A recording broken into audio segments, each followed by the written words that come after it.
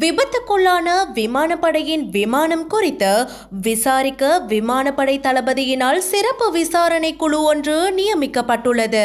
கட்டுநாயக்க விமானப்படை தளத்தில் உள்ள இலங்கை விமானப்படையின் இலக்கம் 5 தாக்குதல் படை பிரிவிற்கு சொந்தமான நியமிக்கப்பட்ட விமானிகளின் மேம்பட்ட பயிற்சிக்காக பயன்படுத்தப்படும் K-8 விமானம் இன்று காலை குருநாகல் வாரியபுல பகுதியில் பயிற்சியின் போது விபத்துக்குள்ளானது.